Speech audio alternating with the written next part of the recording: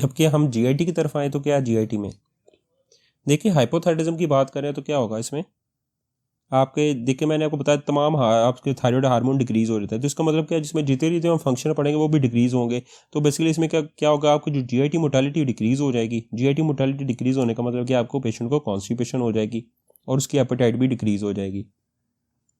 जबकि आपके हाइपरथायराइडिज्म में क्या होगा, हाइपर डेफिकेशन होगी। देखें डायरिया, देखें हाइपरथायराइडिज्म में हार्मोन हाइपर हुए हैं, इसका मतलब क्या जीआईटी मोटालिटी भी आपकी बढ़ जाएगी और पेशेंट की एपेटाइट भी बढ़ जाएगी। ठीक है।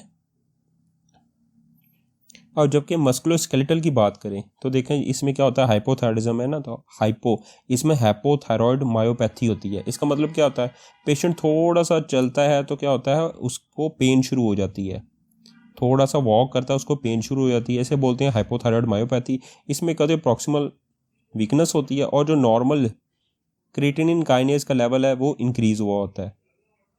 इसमें कार्पल टनल सिंड्रोम भी हो सकता है, मायोडीमा। बेसिकली मायोडीमा क्या होता है, देखिए जैसे ही आप इसमें क्या होता है जो मसल्स हैं, इसको आप मसल्स को एक हैमर के साथ आप इसको टैप करेंगे तो क्या होगा, मसल में स्वेलिंग हो जाएगी। ठीक है। इसमें क्या होता है, अगर जैसे ही आप पेशेंट को हैमर के साथ स्ट्रक करते हैं कि इसमें क्या होगा, आपके मसल्स में क्या, मसल की सर्फेस पे क्या राइज होंगे, स्मॉल लंप राइजिंग होंगे। ठीक है, मायोडीमा से बोलते हैं, क्योंकि मसल के अंदर स्वेलिंग होती है, इस वजह से आपका आता है। जबकि हाइपरथायराइडिज्म में क्या होता है, थायरोटॉक्सिक। देखिए थायरोटॉक्सिक, देखिए हाइपरथायराइडिज्म हार्मोन्स बढ़े हुए हैं, थायरोटॉक्सिक मायोपैथी होती है, इसमें भी प्रॉक्सिमल वीकनेस होती है, लेकिन इसमें नॉर्मल क्रिएटिनिन काइनेज का लेवल नॉर्मल रहता है। अब इसमें ऑस्टियोपोरोसिस क्यों होती है, क्योंकि इसमें ऑस्टियोपोरोसिस इस वजह से होती है कि और फ्रैक्चर रेट भी बढ़ जाता है, क्योंकि जो आपका T3 है, ट्राई आइडोथायरोनिन, ये क्या कहता है, डायरेक्ट बोन की अब्जॉर्प्शन को स्टिमुलेट करता है। जब बोन अब्जॉर्प्शन को स्टिमुलेट करेगा तो क्या होगा, कैल्शियम बोन से निकल जाएगा, कैल्शियम बोन से निकल जाएगा।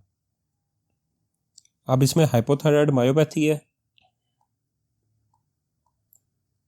हाइपोथायराइड कार्पल टनल सिंड्रोम है, मायोडीमा है। ठीक है, तो इसका नमूनी क्या है, CMH हॉस्पिटल, आपको पता है CMH हॉस्पिटल्स होते हैं। जबकि रिप्रोडक्टिव की बात करें तो इसमें रिप्रोडक्टिव में हाइपोथायराइडिज्म तकरीबन दोनों के फीचर सेम होते हैं। इसमें अबनॉर्मल यूट्राइन ब्लीडिंग होती है, AUB अबनॉर्मल यूट्राइन ब्लीडिंग, और आपकी लिबिडो है वो डिक्रीज हो जाएगी और इनफर्टिलिटी के साथ आएगा। जबकि इसमें यहाँ पे एक चीज़ है कि हाइपोथायराइडिज्म में बिल्कुल सेम हो गया, अबनॉर्मल यूट्राइन ब्लीडिंग होगी, इनफर्टिलिटी होगी, लिबिडो डिक्रीज हो जाएगी, लेकिन इसमें पेशेंट में क्या आता है, गायनेकोमेस्टिया आता है। जबकि न्यूरोसाइकेट्रिक हम जो फीचर डिस्कस करें तो क्या होगा, हाइपो, देखें हाइपो में तमाम हार्मोन्स डिक्रीज हुए हैं। इसमें जो पेशेंट का हाइपो एक्टिव होगा, लेस एक्टिव होगा, लेथार्जी और फटीग होगा, वीकनेस के साथ आएगा, ढीला डाला सा होगा, वीक होगा पेशेंट, और उसका मूड भी डिप्रेस हुआ हुआ होगा।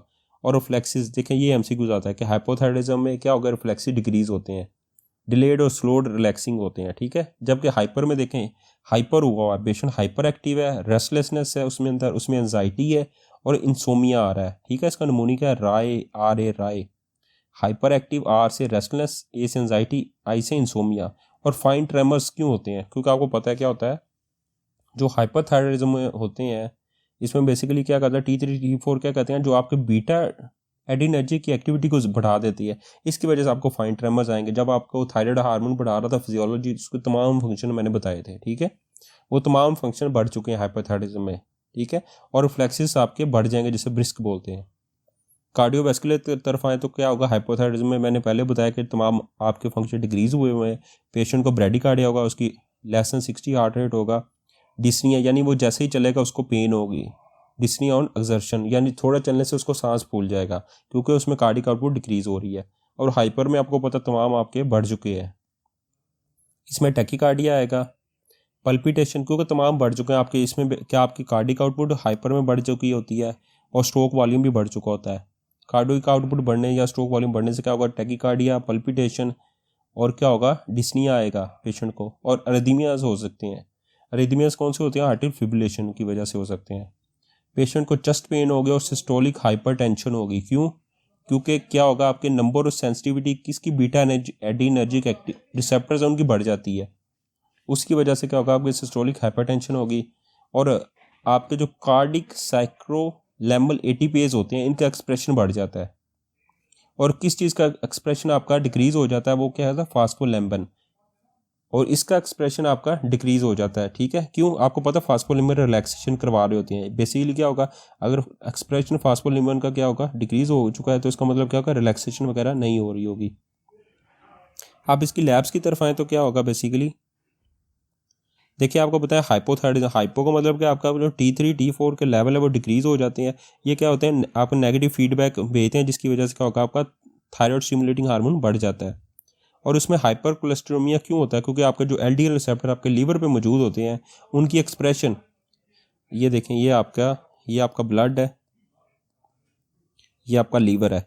लीवर पे LDL रिसेप्टर मौजूद होंगे तो ब्लड से क्या होगा,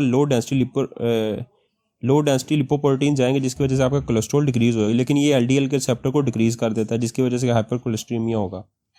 अब इसमें बेसिकली हाइपर में क्या है, इसकी लैब्स की तरफ आए तो इसमें यह है कि आपके हार्मोन्स क्या होंगे, T3 T4 बढ़ जाएंगे, हाइपर है ना, तो भी ये नेगेटिव फीडबैक भेजेंगे, जिसकी वजह से थायराइड स्टिमुलेटिंग हार्मोन है वो उसको डिक्रीज कर देंगे।